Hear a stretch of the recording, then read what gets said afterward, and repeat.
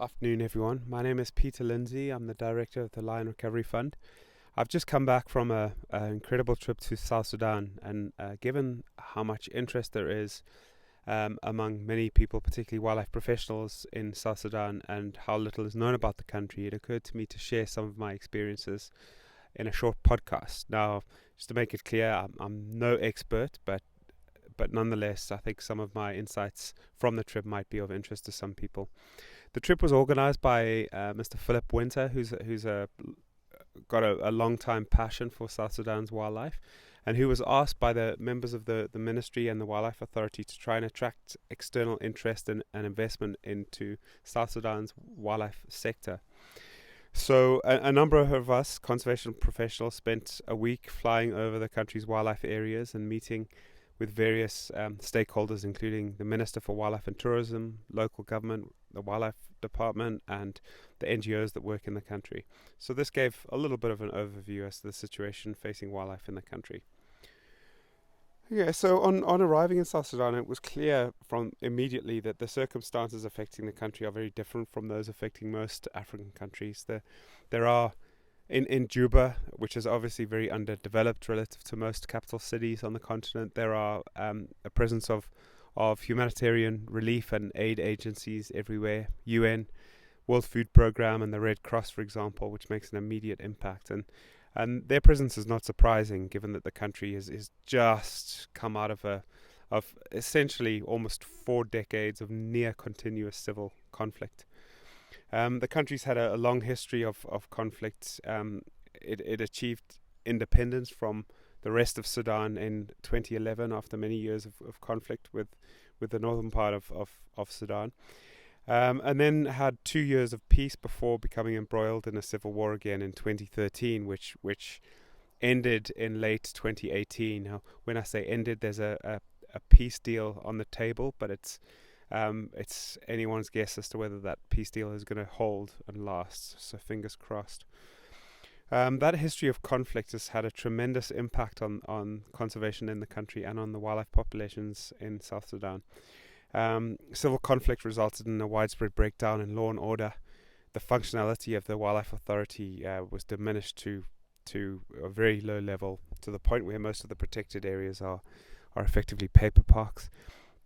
There's been large-scale poaching by various warring factions, by armed horsemen coming in from neighbouring countries, and also by general citizens. And this has been aided by the fact that there's been a massive proliferation of small arms. So automatic weapons like AK-47 are common in the country, and that, coupled with the fact that there's widespread food insecurity and little law and order, has meant that huge amounts of wildlife has been killed for meat, but also for sellable body parts such as rhino horn and ivory. So in terms of the future of South Sudan's wildlife, pretty much everything depends upon achieving peace. The peace deal in place at the moment is holding, but it is somewhat shaky. And the country remains unstable with widespread human suffering and an ongoing humanitarian crisis. However, the peace deal does present a real opportunity, and so being optimistic and positive, let's hope it's a breakthrough.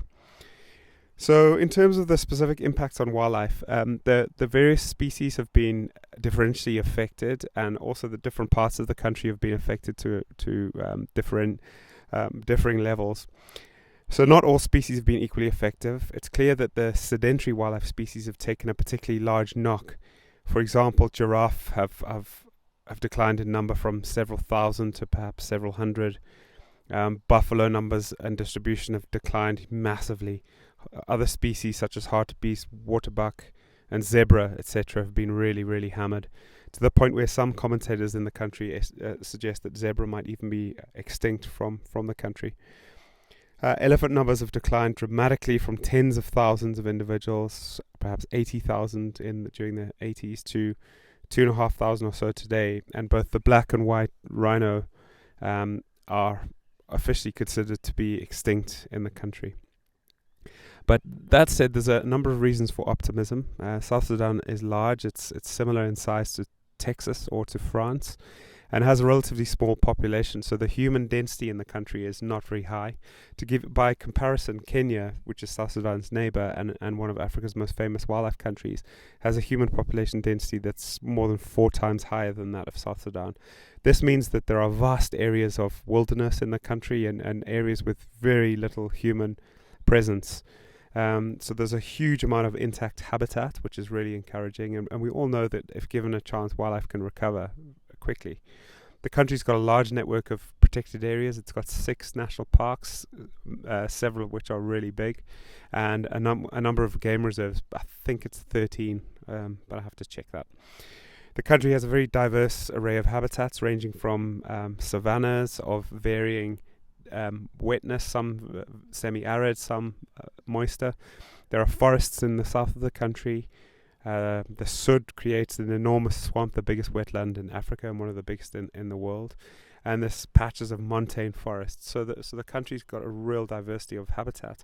And as a result, there's also a real diversity of wildlife species. So South Sudan has many of the kind of typical savanna species, such as buffalo and elephant and giraffe and some of the more common and widespread antelope species. Additionally, it's also got predators such as wild dogs, lions and cheetahs. But it's also got some more interesting wildlife. Of course, all wildlife is interesting, but some more localized or specialized wildlife species. For example, the Sud contains the near-endemic Nile lechwe, and there are several species that are more typical of Central Africa or forest habitats, such as Sitatunga, bongo eland, giant forest hog, red river hog, giant pangolin, African golden cat, chimpanzees, black and white colobus monkeys, forest buffalo, and forest elephants, to name but a few.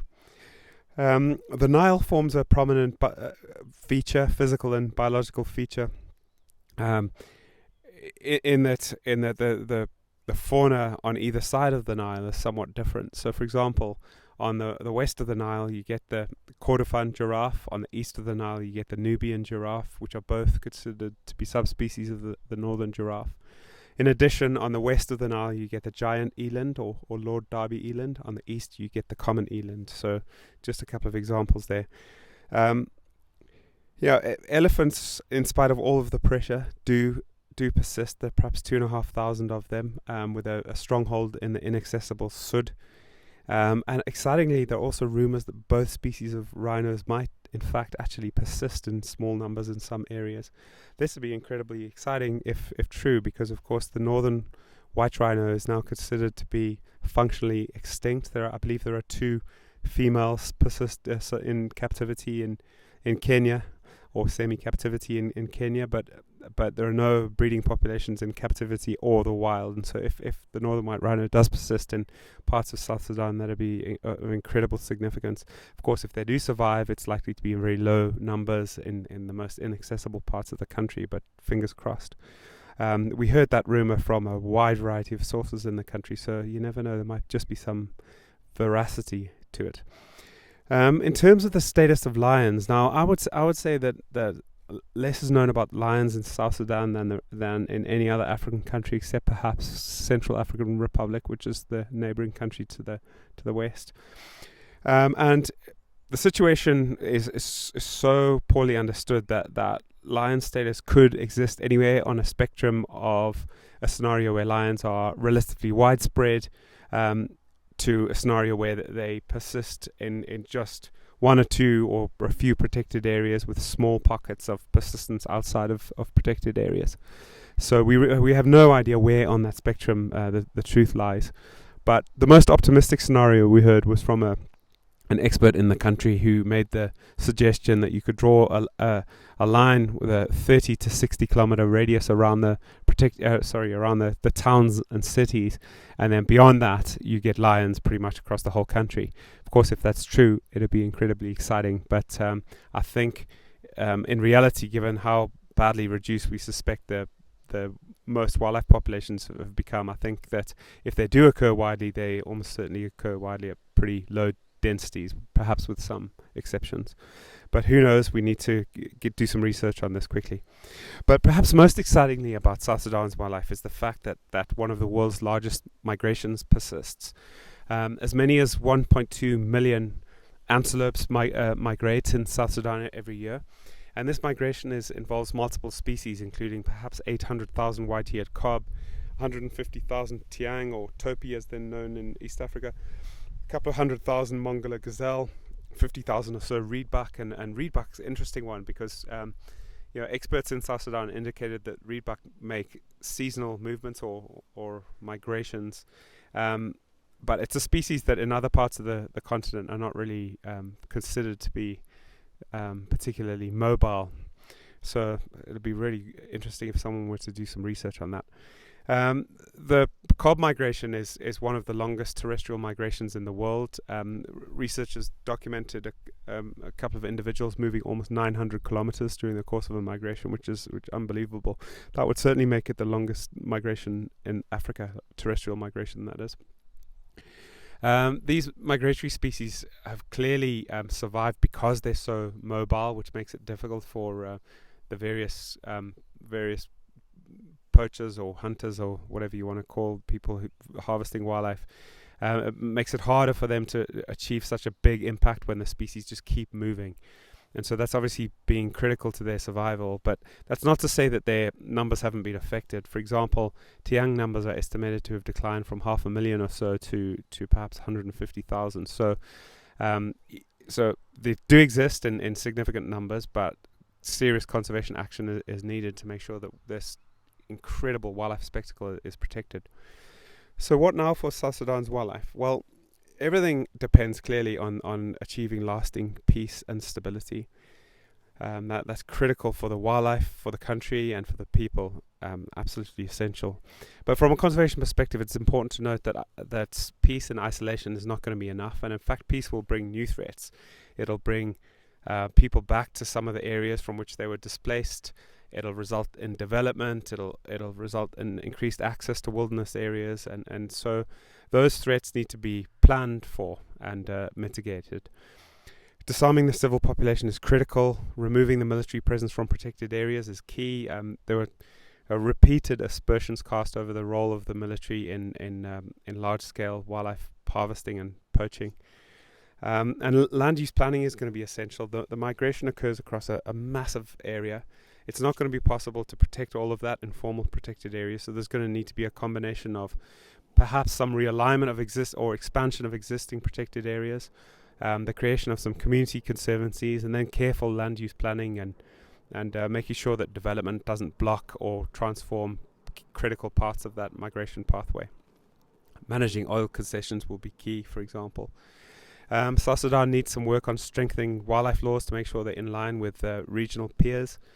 The Wildlife Authority needs some real strengthening in terms of capacity and skills and equipment and so forth, and funding.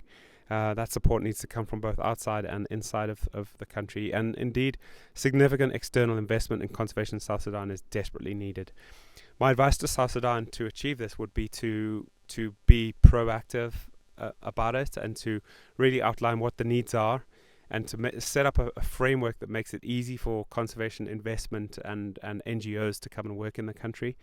For example, there's a particular need for support for the management of protected areas, and if I was the ministry in South Sudan, I would think about identifying which models for a partnership with NGOs for the management of protected areas they're comfortable with, establish a framework, and then actively get out there and engage partners to come and work in South Sudan, and make it really easy and straightforward, so long as they follow the correct procedure and work within the parameters that the ministry establishes. So I think if the ministry were to do that, I think that there's every chance that once peace is secured or really assured, that significant investment will come in, and it cannot come in too soon, because there's significant amount of wildlife left, but it's undoubtedly declining, and those trends need to be halted before it's too late. In addition, there's also a need for quite a bit of research to really understand what's left and where, and what the spatial requirements are for wildlife, and also what the main threats are, so that these issues can be tackled and conservation planning can be done effectively. So, final thoughts. I've been rambling on for a while now, but from our meeting with the minister and local government officials, it's clear that there is strong political will for conservation in South Sudan, which is really encouraging. there's some real passion among the government people working in conservation in the country, which is exciting. And I think there's a recognition within the country of the potentially critical role that wildlife can play in the future of South Sudan.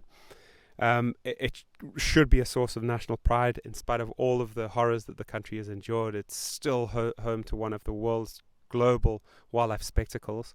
And if wildlife in the country is nurtured and protected, it really could have one of the world's best. It could offer one of the world's best wildlife experiences. The protected areas are going to be critical in terms of protecting environmental services that are essential for people, such as the protection of watersheds and the sequestration and storage of carbon. And I think in the long run, South Sudan, if it achieves lasting stability, could really develop the tourism industry. It's a beautiful country. It's got incredible wildlife, incredible potential wildlife populations. And it's a country that's it's really promoting English as a language, which will make it more accessible for a larger population of people, and also it's actually not that far from some of the source markets in Europe, and so I think that if tourism is promoted, if the wildlife is protected, and if infrastructure and access to the country is increased, there's no reason why in the long run that South Sudan can't benefit from tourism.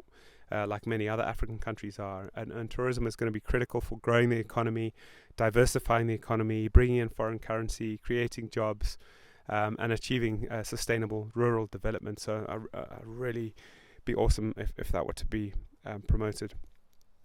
A huge amount needs to be done for South Sudan's wildlife to persist, and a much greater effort is going to be needed from the international community and a lot of commitment from the South Sudanese themselves.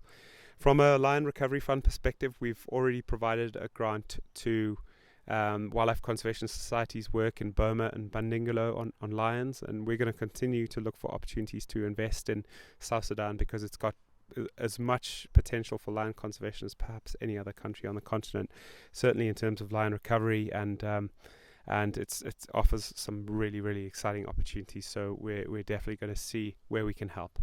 Anyway, thanks very much for listening, and have a great day, guys.